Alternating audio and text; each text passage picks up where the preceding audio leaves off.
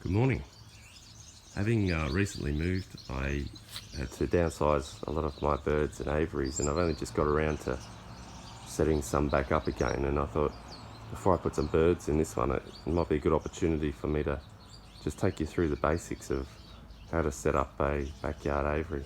So I live in Brisbane, Queensland, so I'll speak from the Queensland context, Queensland, Australia, and I'll show you a few of the things I've got set up in this aviary I've learned over maybe about the 4 or 5 years that I've been keeping finches now. And at the end I'll talk about some of the vulnerabilities of this aviary too, because every aviary has its vulnerabilities and it's good to be aware of those too. So this is a conventional backyard aviary, popular in backyards around Australia. So this one's made out of steel, galvanised steel, welded frame and colour bond. It's been professionally built. I bought this one second hand, and I've procured a lot of aviaries second hand. It's good bang for buck, and if you can have the means to transport them, it's a way to save a lot of money. So it's got a colour bond, fully roofed, colour bond side walls at the rear and halfway up the front. That's perfect for a finch aviary. Gives them plenty of security at the back and cover from the elements. Around the bottom you'll see a run of colour bond here too. I think that's meant to be a mouse wall, but in my opinion mice can jump higher than that anyway, so we'll talk about that a little bit later. So coming in, take you into the aviary first. You can see the aviary door is low. It's got about 40 centimetres above it. The reason that it doesn't go all the way to the roof is because most often when you're entering, 99% of the time, birds will fly high over the top of you and not get out. That's the idea anyway. But I'll talk about a safety door a bit later on, being one of the vulnerabilities of this aviary. Now, going in inside the aviary, straight away above your head, there is a perch here. North is that way, so in the winter time the sun drops down and goes across that way. This perch will enable the birds to have morning sun and warm up in the morning. That's one perch down one end of the aviary, and I have sort of a multi-perch up the other end of the aviary, and that's the way I want it on purpose. So they have to fly from this one to that one, and they don't bounce on perches in between, so they get plenty of exercise. Otherwise they'll get fat. Right, having a look around at some of the nesting receptacles. I have both brush cylinders, and I've got nest boxes as well. Let's start with the nest boxes. 1, 2, 3, 4 in there, all different sizes, and they're mounted in such a way that I can take them off when not needed, and that's just a French cleat system with some aluminium Z-angle. You can see the profile of that. Just pick it up from the aluminium store, and when you mount one piece on the nest box, straight up, and it's a really good idea. The brush cylinders, I've just made cylinders out of some dog wire or chicken wire, and I've just got them hanging, and I've got a larger one here made out of dog wire. So this one's stuffed with grevillea brush, that one's stuffed with tea tree, and again just a bit of variety, and they'll build their nests themselves in here, many of the finches. There's another brush box down here which is out of a I guess a wardrobe drawer basket, which was a few bucks from the local hardware, and that's just stuffed with Christmas tree. Started using that as a bit of an experiment, and I've had cordons nest in those, and the idea was to get some strawberries nesting in those too. What else we got? Down here we got nesting material, so got some fine grass, November grass, and some emu feathers, which the parrot finches love, crimsons love. I'll put some cooch runners and various bits and pieces in there and that's just hanging. Again, made the cylinder much the same as make the nesting cylinders, and the birds can just pick at that, and it keeps it reasonably clean and tidy. I've made I serve my mixed seed in a plastic tub. A deep wall tub means that the husk sort of stays in there, and once a week I'll come in and remove this, and I'll blow all the husk out outside and top up as needed. So in this tub I'll be using that. That's just got a couple of pieces of cuttle bone in there at the moment, but I'll use that second tub for live food. So the tub's just sitting in a frame that I made out of just black aluminium with some nylon connectors, with the brace piece under there, and it's rigid, so it makes for a nice tidy way to serve your dry seed and live food to the finches. I had thought that I could make this one a vinegar fly trap as well. Put a piece of wire mesh over the top, put some rotting fruit underneath, banana peels, and this vinegar fly will come in, provide live food in there too.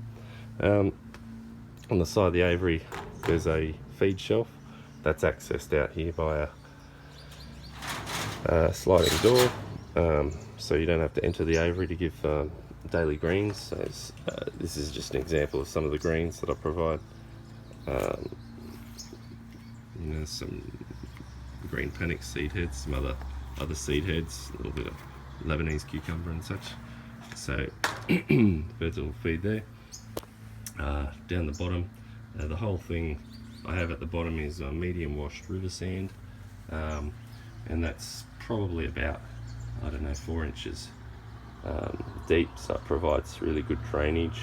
And underneath that river sand, if we pull some back, is wired so that the rats can't dig underneath. And it's wired in such a way that mice won't be able to get through it either. Ideally that would be stainless steel so it doesn't rust, but that's I didn't have stainless steel. This one's just galvanized wire mesh, which may well need replacing in 4 to 5 years time, but we'll just keep an eye on it. I wanted to put some plants in this aviary, so I made a couple of planter boxes out of some treated pine as well. Treated pine's CCA treated, so it's copper chrome arsenic, and so it's okay for finches because finches won't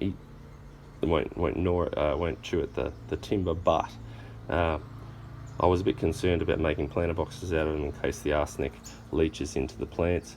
This is palm grass, this is green panic, and when they seed, the birds will eat the seeded heads. So just as a bit of an insurance policy, if I pull some of that back, I don't know if you can see, I lined the insides of the planter boxes with some black core flute, and you can see it there. So it's completely lined, so it'll stop any of the treated chemicals leaching in.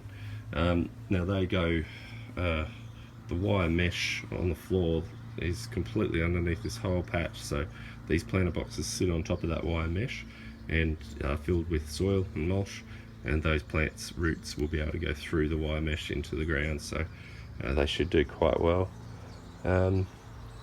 What else can I tell you? The perches, natural perches, which give a variety of widths for the birds to land on, and I've just got them mounted in such a way that they can be removed easily if you need to get in here and catch your birds.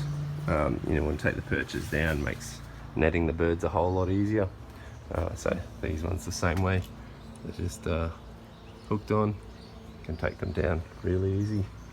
Alright, the water bowl system, I'll show you, because that's I heard somebody comment on Facebook recently around what are your watering systems, and there was one person that replied that said getting your irrigation water in your aviary is not not as important as getting your water out of the aviary, and I couldn't agree more. So the aim of the game is to try to keep your aviary floor dry, to mitigate any bacterial growth, and getting irrigation into the aviary is pretty easy. You can just get some irrigation tube from your local hardware store, but if this bowl was just to leave overflow, it'll make the surrounding ground really wet on a regular basis. So to avoid that, I've made a drain here, which is essentially a tub, a plastic bowl that I picked up from the hardware store for about $2, and in that I've just put I've drilled a hole and put an irrigation hose off the back of it. I don't know if you can see. It's just a threaded irrigation fitting, and then this is just a pot plant saucer that I drilled some holes out of. Now I'll put a bit of aviary mesh over this as well, just to stop the risk of any birds falling in the side. And this is merely to hold the bowl, and then when that's turned on, it creates a whirlpool, and will flush fresh water. It'll flush the old water out, it'll overflow and into that basin and straight out the side of the aviary. Might just pause the video and show you how that works.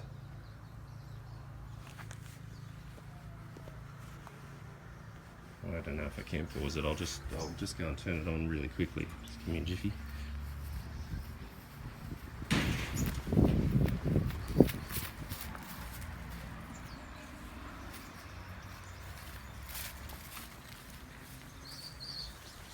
Alright.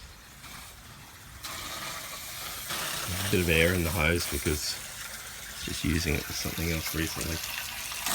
You can see the plants have irrigation as well in the planter box.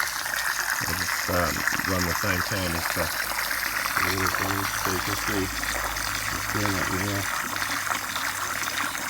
and overflowing, traveling to that basin.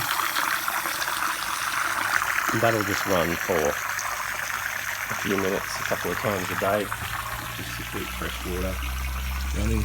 You go outside, see it's draining away outside of the aviary and keeping the aviary floor nice and dry. I'll just quickly turn that off again.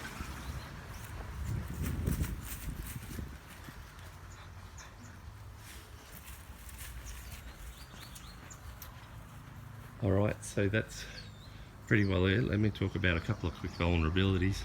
Obviously there's no safety door on this yet, and that's probably the biggest risk, is that unless you're a ninja, that 1% of the time it'll be your best bird that'll fly out of there. So ideally a safety door built in or on the outside of this door, just to provide a second door and an airlock for you to close one door behind you before you open the next one.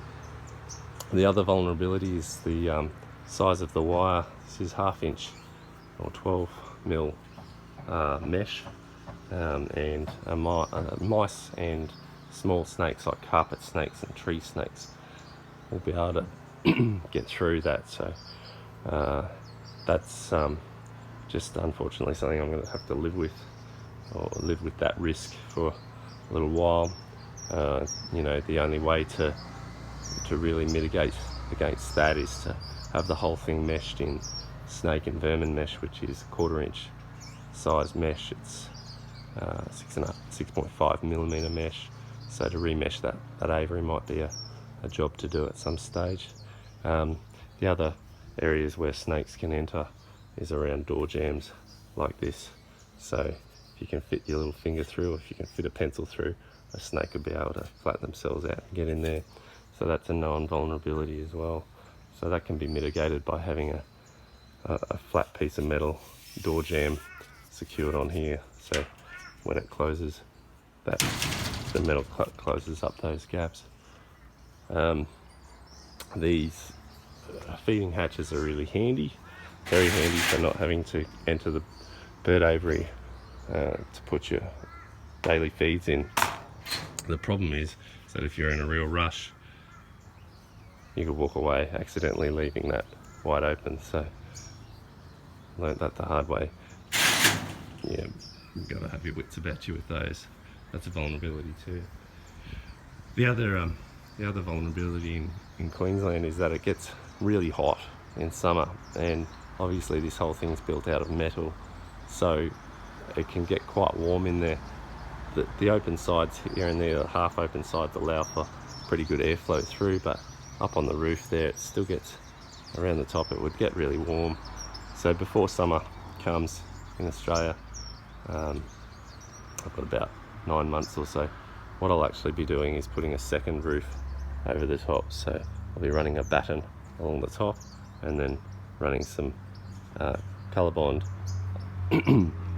angling back, which will take the water away to the rear, and it'll provide I'll provide a 6-inch or so gap of space between one roof and the next roof, and that allows airflow to take away the convected heat and keep this second roof, the original roof, quite cool, so it'll really drop the temperature down. So yeah, the other thing to mention is that I've painted that aviary black, all the wires painted black so you can see through it. And that's just for aesthetics and being able to enjoy your birds. My holding aviary is not painted, for example, and you can see it's not quite so easy to see inside the holding aviary versus the one that is painted black. You can look straight through it. Alright, well, I hope you enjoyed that and picked up a couple of tips, and if you had any questions at all, or even if you had some suggestions of ways to improve my aviary, let me know. But that's just a basic backyard aviary, a finch aviary, and it's a good way to enjoy your birds. So thanks for taking the time. All the best.